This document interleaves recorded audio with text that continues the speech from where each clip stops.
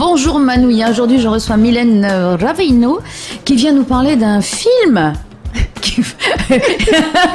On rit parce que évidemment ce film qui va passer au petit théâtre s'appelle Moana. Moana, mais attention. Ça ne s'invente pas. Voilà. Oui, il y a 2 Moana là dans un. Oui, il y a plus d'un Moana d'ailleurs en Polynésie. C'est clair. C'est un prénom répandu et en plus. Mais là, on va voir 2 films qui s'intitulent Moana en très peu de temps et qui n'ont strictement rien à voir l'un avec l'autre, mais qui par contre sont à voir tous les 2. D'accord. Voilà. Donc nous, on est vraiment sur le début du 19e siècle. Donc voilà.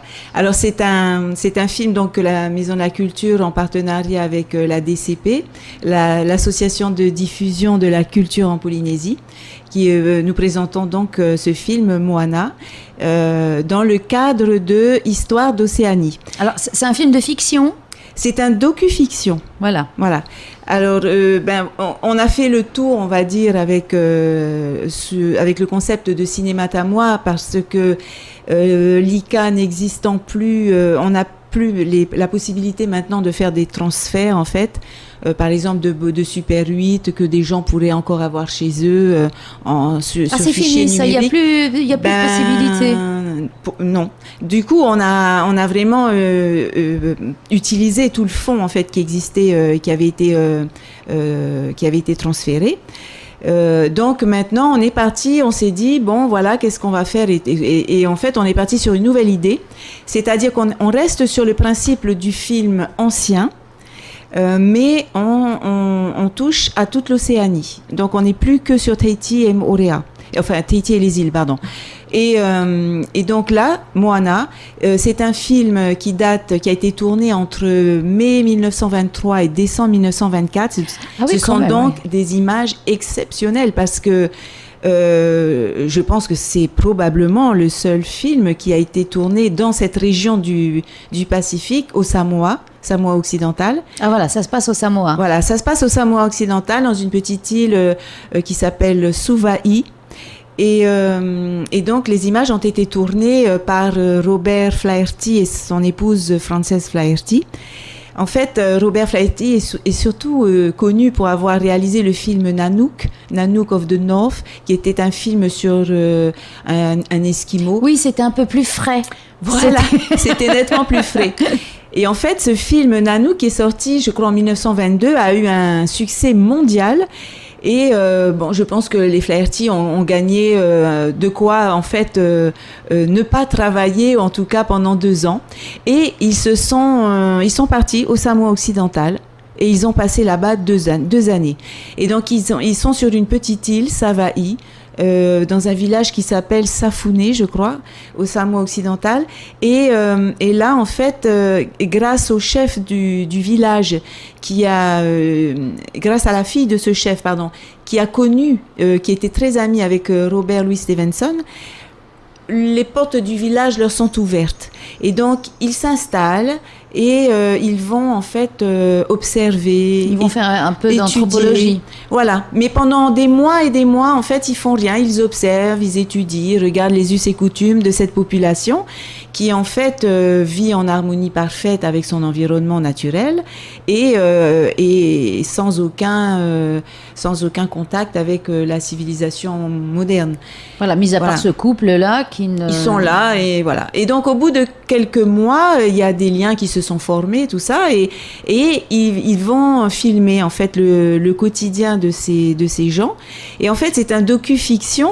Dans le sens où il y a quand même une histoire. Ils vont scénariser un peu les choses. Alors ils vont pas vraiment en fait les acteurs, ce sont quand même des acteurs du village, ne jouent pas un rôle qu'on leur a donné, mais ils jouent leur propre rôle dans la vie en fait.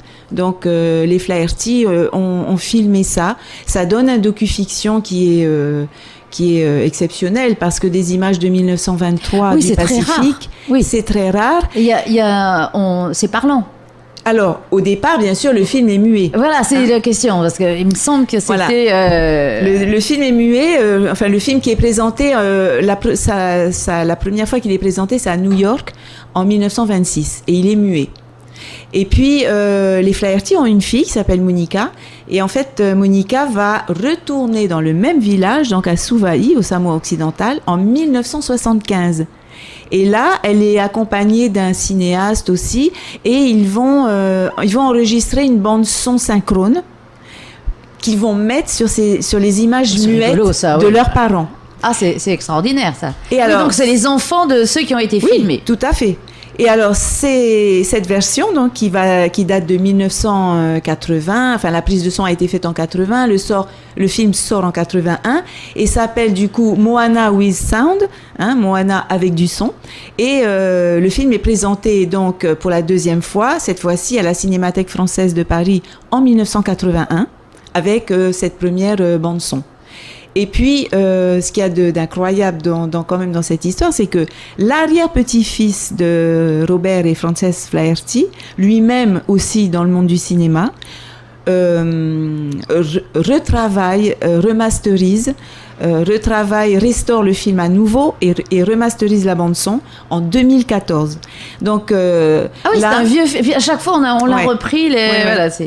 donc en fait, c'est un film qui a une histoire. Qui a une histoire où en fait 3 générations de Flaherty ont travaillé sur ce film. On passe de 1923 à 2017. Enfin, c'est en tout cas pour ce qu'on propose au public polynésien le mercredi.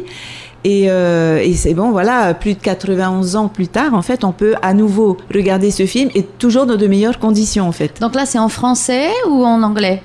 Alors, je pense que je n'ai pas pu voir, en fait... Mais pardon pour la question qui tue. Non, pas du tout. Ça doit être sous-titré, Mais, non? Si jamais c'est en anglais, En c'est fait, moi, j'ai eu l'occasion de voir que la première version du film. Du coup, je pense que c'est sous-titré. Tu étais déjà à la Maison de la Culture en 1923? Ouais, c'est ça. On dirait pas, hein. Bah écoute, moi je suis arrivée l'année d'après. Voilà, tu vois. Ouais. Et donc, ben voilà. Donc, c'est un rendez-vous vraiment qu'il faut pas et puis rater. c'est vraiment une histoire de film dans le film, quoi. Ouais. Oui, et puis en plus, bon, ben, ce sont des images réalisées par un cinéaste.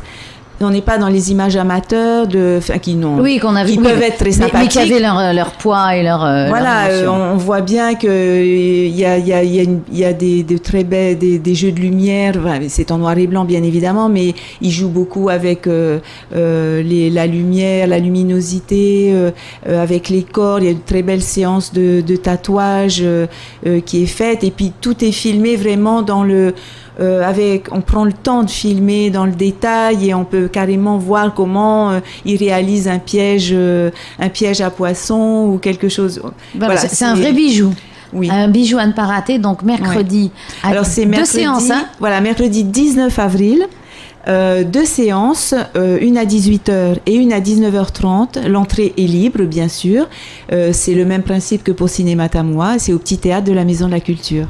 Merci Mylène, tu nous as vraiment donné envie de le voir. Eh ben, c'est super.